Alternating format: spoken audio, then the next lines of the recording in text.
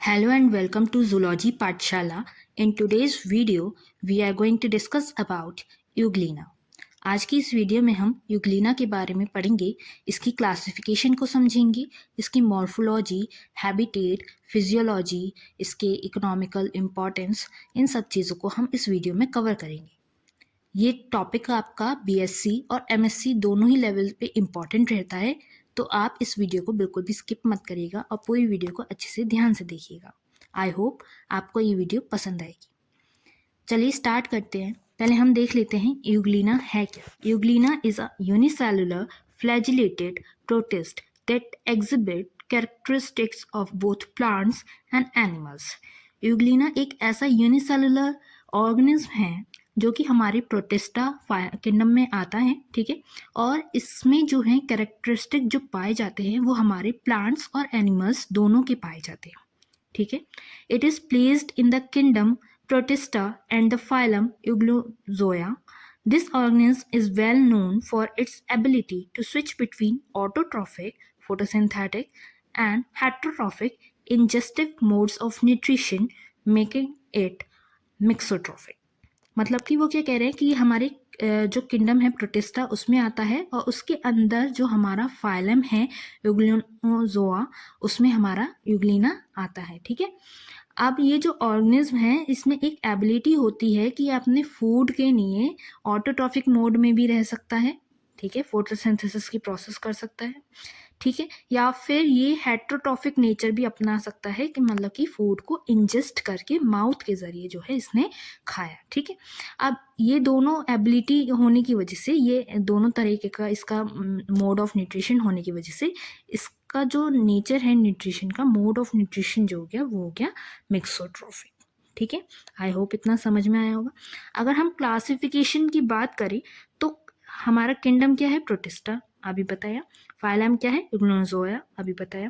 अब क्लास जो आ गई वो आ गई इसकी यूग्लोनोफाइसी, और ऑर्डर इग्नोलेल्स, और जेनस क्या हो गया, इग्लिना हो गया। और स्पीशीज़ अगर हम देखें तो इसमें काफ़ी सारी स्पीशीज़ हो गई, जैसे कि यूग्लिना विरिडिस या फिर यूग्लिना ग्रेसिलिस। अगर हम इसके हैबिट और हैबिटेट के बारे में बात करें तो ये हमारा मेनली जो पाया जाता है वो फ्रेश वाटर बॉडीज़ में पाया जाता है, जैसे कि हमारे पॉन्ड्स हो गए, डिचेस हो गए, या फिर जो स्लो मूविंग स्ट्रीम्स होती हैं वहाँ पे, ठीक है। अब कुछ स्पीशीज़ ऐसे भी हैं जो मॉइस्ट सॉइल या फिर मैरीन इन्वायरमेंट में हमारी पाई जाती हैं, ठीक है। दे thrive in nutrient rich water, ऐसे वाटर में ये जो है पनप पाते हैं जहाँ पे न्यूट्रिएंट जो है भरपूर मात्रा में प्रेजेंट हो। Often forming green scums on stagnant water surfaces, जो रुका हुआ वाटर होता है, ठीक है, वहाँ पे ये जो है ग्रीन कलर के, जैसे आपने काई वगैरह देखी होगा ऐसा ये ग्रीन कलर के जो है गुच्छे टाइप के बना लेते हैं। They can survive in both aerobic and anaerobic conditions, ये ऐसी कंडीशंस में भी जी सकते हैं जहाँ पे ऑक्सीजन का प्रेजेंस हो, और ऐसी कंडीशंस में भी जी सकते हैं जहाँ पे ऑक्सीजन की प्रेजेंस नहीं हो, ठीक है। एरोबिक और एनारोबिक दोनों कंडीशंस में ये रह सकते हैं। Euglena responds to light stimuli and move towards light sources, ये लाइट के सोर्सेस की तरफ जो है अपना मूवमेंट जो है वो रखता है। अब ये फिनोमेना क्या कहलाया है हमारा, फोटोटेक्सिस, जो लाइट की तरफ ऑर्गेनिज्म होते हैं या फ्लावर्स वगैरह होते हैं, जैसे हमारा सनफ्लावर वगैरह है, वो जब लाइट की तरफ अपना रिस्पॉन्ड करते हैं, मूवमेंट करते हैं, उनकी डायरेक्शन लाइट की तरफ रहती है, तो इस फिनोमेना को हम फोटोटेक्सिस बोलते हैं, ठीक है। ये इसका हैबिट और हैबिटेट हो गया। अगर हम इसके मॉर्फोलॉजी की बात करें, इसके स्ट्रक्चर की बात करें, तो इसका स्ट्रक्चर जो होता है वो स्पिंडल शेप्ड होता है और इसकी बॉडी इलोंगेटेड होती है, ठीक है। ये यूनिसेलुलर हो गया और मोटाइल होता है, मतलब कि ये जो है मूवमेंट कर सकता है। अगर हम इसके एक्सटर्नल स्ट्रक्चर को देखें, एक्सटर्नल स्ट्रक्चर में हमारा जो साइज रहता है इसका, वो हमारा रेंज करता है 10 to 500 म्यूमीटर तक, ठीक है। स्पीशीज़ पे डिपेंड कर गया कि 10 म्यूमीटर या 500 म्यूमीटर तक कितनी कैसे स्पीशीज़ रहेंगी, ठीक है। शेप की अगर हम बात करें तो अभी बताया कि स्पिंडल शेप्ड या फिर इलोंगेटेड बॉडी होती है इनकी, ठीक है। स्लाइटली पॉइंटेड एंटीरियर एंड होता है, एंटीरियर एंड जो है थोड़ा नुकीला पॉइंटेड होगा, और जो पोस्टीरियर एंड होगा हमारा वो कैसा होगा, राउंडेड होगा, ठीक है। अगर हम पेलिकल की बात करें तो एक फ्लेक्सिबल प्रोटीन लेयर होती है इनके प्लाज्मा मेम्ब्रेन के नीचे, जो इनकी शेप को मतलब प्रोवाइड करती हैं इनको, और जो मूवमेंट है, ठीक है, उसको अलाउ करती हैं। Euglenoid movement, contracting and expanding, मतलब कि ये पहले कॉन्ट्रैक्ट होते हैं फिर एक्सपैंड होते हैं, ठीक है। तो ये इग्लोनॉइड मूवमेंट कहलाता है। इस मूवमेंट को भी ये फ्लेक्सिबल प्रोटीन लेयर जो है यही अलाउ करती है, ठीक है। अगर हम बात करें कि प्लांट सेल्स की तरह जो इग्लिना होता है उसमें सेल वॉल नहीं होती, लेकिन ये तब भी ऑटोट्रॉफिक मोड ऑफ न्यूट्रिशन रखता है अपना, ठीक है। प्लांट सेल नहीं है ये, लेकिन इसका ऑटोट्रॉफिक मोड ऑफ न्यूट्रिशन है। अगर हम इसके फ्लैजलम की बात करें तो एक विप लाइक लॉन्ग स्ट्रक्चर होता है जो कि इसके एंटीरियर एंड से जो है एमर्ज हो रहा होता है, निकल रहा होता है, जो कि लोकोमोशन के लिए यूज होता है, ठीक है। अब ये जो हमारी बेसल बॉडी होती है रिजर्वायर से जुड़ी हुई, मतलब वहाँ से ही अराइज होता है, इसे हम फ्लैजलम बोलते हैं। अगर हम डायग्राम में इसे दिखाएं तो ये जो हमारी बॉडी है, ठीक है, इसके अंदर से ये हमारा फ्लैजलम जो है निकल रहा है। समझ आया। अब नेक्स्ट अगर हम देखें आई स्पॉट की बात करें तो इसे हम स्टिग्मा बोलते हैं। एक रेड पिगमेंटेड स्ट्रक्चर होता है जो कि हमारा फ्लैजलम जो है उसके बेस के पास में प्रेजेंट होता है, जो लाइट को डिटेक्ट करने का काम करता है, ठीक है। और अभी मैंने बताया था कि लाइट की तरफ मूवमेंट करता है, तो ये लाइट को डिटेक्ट करेगा और यूग्लिना को उसकी तरफ मूव करने में जो है कि हेल्प करेगा, ठीक है। फोटोसिंथेसिस की प्रोसेस ऑब्वियस सी बात है लाइट की प्रेजेंस में होगी, सनलाइट तो प्रेजेंस रहनी चाहिए, लाइट किसी टाइप की प्रेजेंस रहनी चाहिए ना, ठीक है।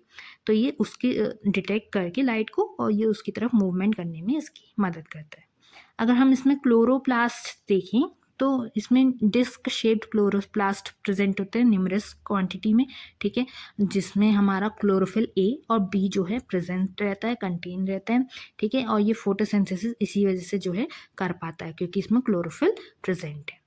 अगर हम कॉन्ट्रैक्टाइल वैक्यूल की बात करें तो एक स्पेशलाइज्ड ऑर्गन होता है, इसमें जो ऑस्मो रेगुलेशन करवा पाता है, ठीक है, करने के लिए रिस्पॉन्सिबल होता है, जिससे कि हमारा जो एक्सेस वाटर है वो इसकी बॉडी से, इसके सेल्स से बाहर जा सके, ठीक है। तो वो कॉन्ट्रैक्टाइल वैक्यूल होता है। अगर हम रिजर्वायर की बात करें, रिजर्वायर क्या है, एक स्मॉल कैविटी है हमारी एंटीरियर एंड में, जिसमें से हमारा फ्लैजुलम जो है एमर्ज हो रहा है, अभी हमने डायग्राम में दिखाया, ठीक है। ये तो हो गया हमारा एक्सटर्नल स्ट्रक्चर। अगर हम अब इसके इंटरनल स्ट्रक्चर की बात करें तो सबसे पहले हमारा आ गया साइटोप्लाज्म। साइटोप्लाज्म में जो है हमारे काफ़ी सारे ऑर्गेनल्स जो हैं रहते हैं, ठीक है, जिसमें हमारे क्लोरोप्लास्ट आ गए, माइटोकॉन्ड्रिया आ गए, गोल्जी एपेरेटस आ गए, राइबोसोम्स आ गए, एंडो प्लाज्मिक रेटिकुलम भी इसमें हमारा साइटोप्लाज्म में ही रहता है, ठीक है। अगर हम न्यूक्लियस की बात करें तो एक लार्ज न्यूक्लियस होता है, सेंट्रली लोकेटेड होता है, जिसमें हमारे क्रोमैटिन फाइबर्स और एक न्यूक्लियस जो है प्रेजेंट रहेगा, ठीक है। अगर हम पैरामेलिन ग्रेन्यूल्स की बात करें तो ये हमारे फूड स्टोरेज करने में मदद करते हैं, ठीक है। इसमें जो हमारा फूड होता है वो हमारा स्टार्च नहीं होता, जैसे कि हमारे प्लांट्स में फूड क्या स्टार्च है ना, यूग्लिना में फूड जो है वो स्टार्च की फॉर्म में स्टोर नहीं होगा, ठीक है। अगर हम इसके फिजियोलॉजी देखें, फंक्शंस देखें इसके क्या क्या है, तो सबसे पहले अगर हम न्यूट्रिशन की बात करें तो यूग्लिना में हमें अभी बताया कि मिक्सोट्रॉफिक न्यूट्रिशन होता है, मतलब कि ये सर्वाइव कर सकता है ऑटोट्रॉफ की तरह भी और हेटरोट्रॉफ की तरह भी।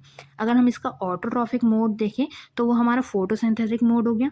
तो इसमें क्या है कि जब लाइट की प्रेजेंस होगी, ठीक है, तो यूग्लिना हमारा फोटोसिंथेसिस करेगा इसके क्लोरोप्लास्ट को यूज़ करके, और इसका खाना जो है खुद वो बना लेगा प्लांट्स की तरह। अब फोटोसिंथेटिक प्रोसेस जो होता है वो हमारे बिल्कुल वैसे ही होता है जैसे हमारे ग्रीन एल्गी या फिर लैंड प्लांट्स जो होते हैं, नॉर्मल प्लांट्स जो होते हैं, उसमें जैसे हमारी पूरी एक प्रोसेस चल रही होती है, वैसे ही हमारी फोटोसिंथेसिस की प्रोसेस इसमें भी चलती है, वैसे ही इक्वेशन वगैरह सब कुछ वैसी है। ये थोड़ा यहाँ पे मिस टाइप हो गया है, तो इसको आप इग्नोर करिएगा प्लीज़, ओके। नॉर्मल जैसे आपकी प्लांट में जो इक्वेशन होती है फोटोसिंथेसिस की, वही इक्वेशन यहाँ पे भी लिखी जाएगी। अगर नेक्स्ट देखें तो जो एक्सेस फूड होता है वो हमारा स्टोर हो जाता है, कहाँ पे जाकर के, वो पैरामाइलिन ग्रैन्यूल्स में स्टोर हो जाता है स्टार्च की बजाय, ठीक है। स्टार्च बनने की जगह वो पैरामाइलिन ग्रैन्यूल्स में जाकर के स्टोर हो जाएगा। अगर हम इसका हेटरोट्रॉफिक मोड देखें तो जब लाइट का एब्सेंस होता है तो यूग्लिना क्या करता है, वो अपने हेटरोट्रॉफिक मोड में चला जाता है, न्यूट्रिशन में चला जाता है। ठीक है, अब ये क्या करेगा, हेटरोट्रॉफिक मोड में जो हमारा ऑर्गेनिक मैटर है जो उसे इन्वायरमेंट से मिल रहा है वो ये एक्वायर करेगा, किस प्रोसेस के द्वारा, फेगोसाइटोसिस के द्वारा या फिर पिनोसाइटोसिस के द्वारा। अब ये क्या होते हैं ये अभी हम पढ़ेंगे। This mode is particularly useful in low light और डार्क इन्वायरमेंट्स। अब ये जो है कम लाइट वाली जगहों पे या फिर डार्क इन्वायरमेंट में जब ये होता है तब ये दोनों प्रोसेसेस के द्वारा ये अपना न्यूट्रिशन जो है ऑब्टेन करते हैं। अगर हम इसके रेस्पिरेशन की बात करें तो रेस्पिरेशन जो है हमारा डिफ्यूजन की प्रोसेस के थ्रू होगा सेल मेम्ब्रेन से। ठीक है, डिफ्यूज हो रही हैं गैसेस वगैरह। ठीक है, ऑक्सीजन जो है हमारी वाटर से एब्जॉर्व की जाएगी और कार्बन डाइऑक्साइड जो है वो हमारी एज अ बाय प्रोडक्ट जो है एक्सपेल्ड कर दी जाएगी। अब एनारोबिक कंडीशन जो होंगी, जब ऑक्सीजन की एब्सेंस रहेगी, ठीक है, तो वहाँ पे जो स्पीशीज़ होती हैं कुछ यूग्लिना की, वो क्या करती हैं, हमारी फर्मेंटेशन का प्रोसेस करती हैं। ठीक है, ferment organic molecules for energy. ठीक है, अगर हम इसके एक्सक्रीशन और ऑस्मो रेगुलेशन की बात करें तो स्पेशलाइज्ड एक्सक्रीटरी ऑर्गन्स जो हैं यूग्लिना में प्रेजेंट नहीं रहते हैं। ठीक है, जो कॉन्ट्रेक्टाइल वेक्यूल होता है वो एक क्रूशियल रोल प्ले करता है जो भी एक्सेस वाटर है उसको एक्सक्रीट आउट करने के लिए, जिससे कि जो हमारा ऑस्मोटिक बैलेंस है, ठीक है, वो बना रहे यूग्लिना में। और जब फ्रेश वाटर इन्वायरमेंट्स होते हैं तो वहाँ पे जो है कि सेल में जो है ऑस्मोसिस का प्रोसेस जो है कंटिन्यूसली होता रहता है। अगर हम इसके मूवमेंट की बात करें, लोकोमोशन की बात करें, तो यूग्लिना में हमारे दो टाइप का मूवमेंट होता है, एक होता है फ्लैजुलर मूवमेंट और एक होता है यूग्लिनॉइड मूवमेंट। फ्लैजुलर मूवमेंट में जो प्राइमरी मोड ऑफ मूवमेंट हो गया हमारा, ये फ्लैजुलम की मदद से हो रहा है। ठीक है, अभी हमने फ्लैजुलम का डायग्राम आपको दिखाया था, तो बीट्स के द्वारा वो विप लाइक मोशन में जो है सेल को फॉरवर्ड डायरेक्शन में जो है पुल करता है। यूग्लिनॉइड मूवमेंट में क्या होता है, जो हमारे बॉडी है वो फ्लैक्स होगी या ट्विस्ट होगी।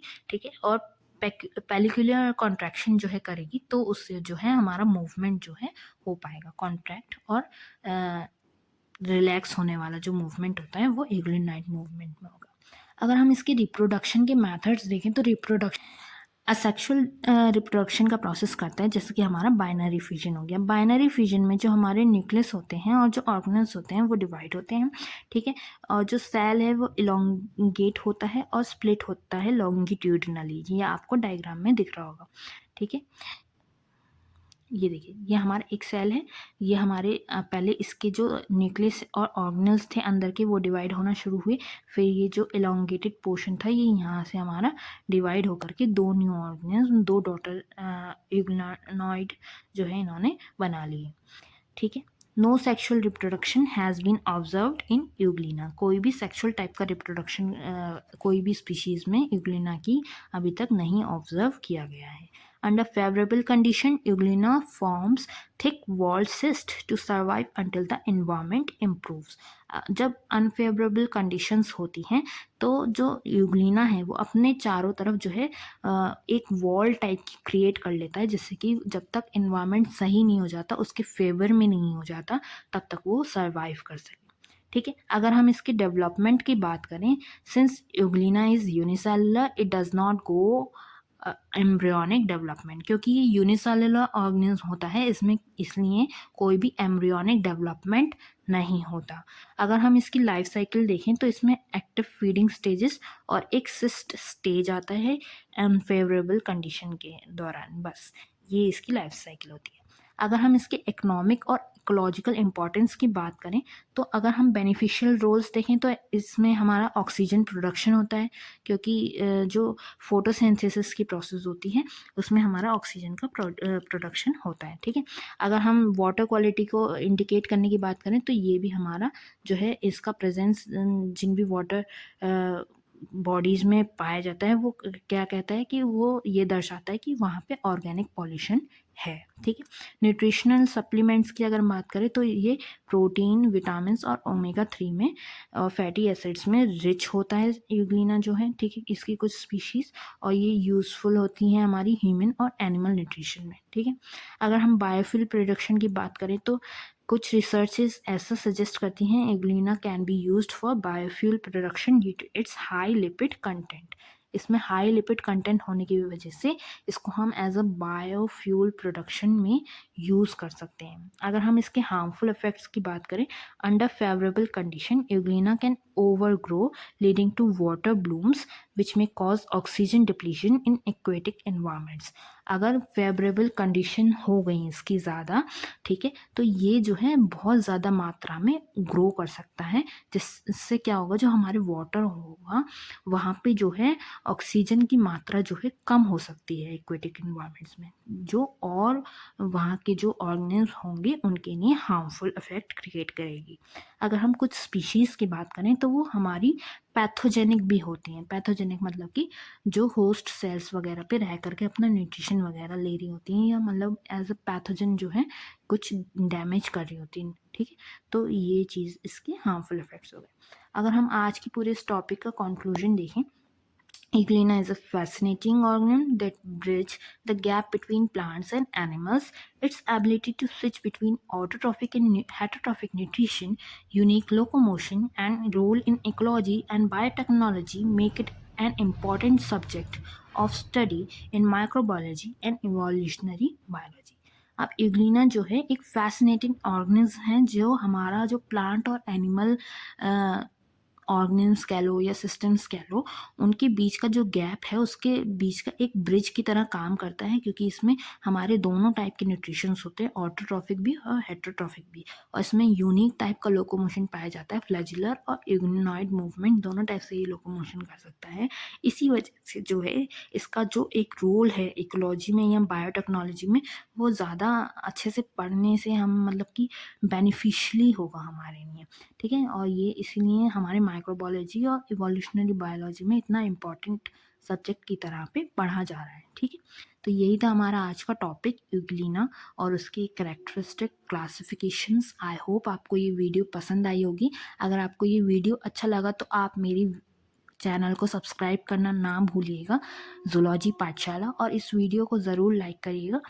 और भी ऐसे कई सारे टॉपिक्स मैं आपको प्रोवाइड कराती रहूँगी। अगर आपको किसी भी टॉपिक पे नोट्स चाहिए तो आप मुझे कमेंट करके नीचे बता सकते हैं। मैं उस टॉपिक पे वीडियो अपलोड करने की ज़रूर कोशिश करूँगी। तब तक के लिए stay tune, take care, bye bye.